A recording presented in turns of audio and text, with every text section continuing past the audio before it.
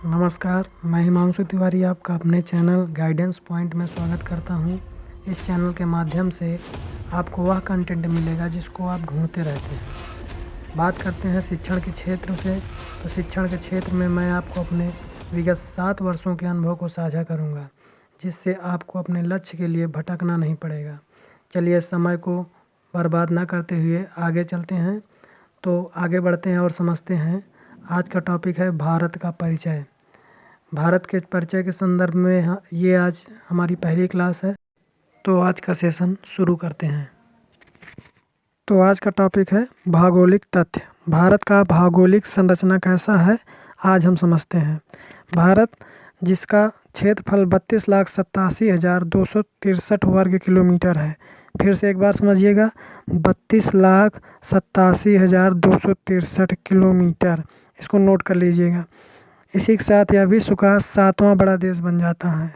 जी हाँ, 6 देश जो हैं इनसे बड़े हैं। वे कौन कौन से देश हैं जो भारत से बड़ा है? वो है रूस, कनाडा, चीन, संयुक्त राज्य अमेरिका, ब्राज़ील तथा ऑस्ट्रेलिया। ये 6 देश जो हैं ये भारत से क्षेत्रफल के मामले में बड़े हैं। सिर्फ क्षेत्रफल के मामले में बड़े हैं, ना कि जनसंख्या के मामले में। जनसंख्या के मामले में अब ये बताते हैं आगे। तीसरा पॉइंट है, भारत की तटीय सीमा लगभग 15,200 किलोमीटर की है तथा समुद्री तट की लंबाई 7,516.6 किलोमीटर है। इन दोनों का अगर अनुपात निकाला जाए तो इनका रेशियो बनता है 2:1, यानी कि जो तटीय सीमा है और जो इसकी समुद्री तट की लंबाई है, इनका अनुपात 2:1 है। अगले पॉइंट पर चलते हैं।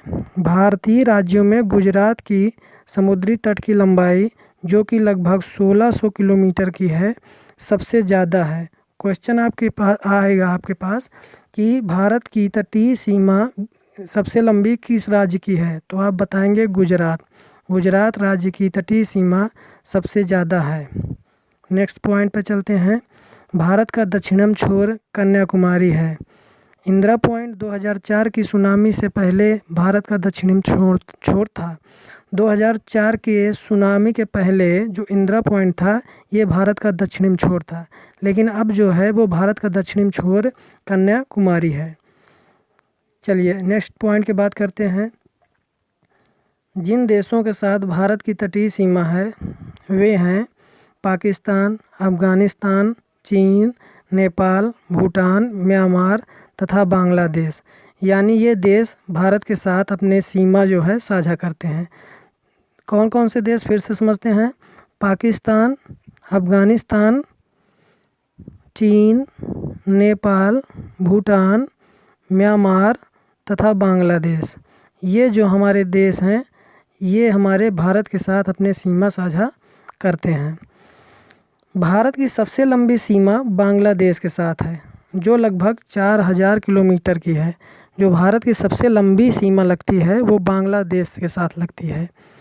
और भारत का निकटतम देश जिससे भारत का कोई तटीय सीमा नहीं है वो श्रीलंका है, यानी कि तटीय सीमा इसके साथ नहीं है, हालांकि समुद्री सीमा है।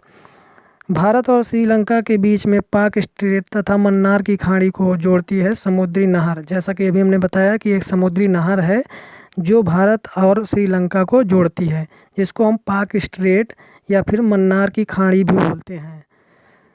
चलिए आगे बढ़ते हैं।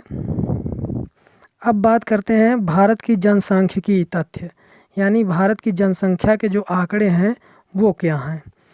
भारत की जनसंख्या 1 मार्च 2011 को, अब 1 मार्च 2011 क्यों? क्योंकि 2011 के बाद जनगणना नहीं हुई है। तो 1 मार्च 2011 के आंकड़ों के अनुसार भारत की जनसंख्या 1,61,05,69,573 थी, जिसमें से 62,31,21,843 पुरुष और 58,54,47,730 महिलाएं थीं। अब देखिए, ये तो हो गई बात हमारे भारत की जनसंख्या की, जिसमें पुरुष और महिलाओं का अलग अलग जनसंख्या दिया गया है।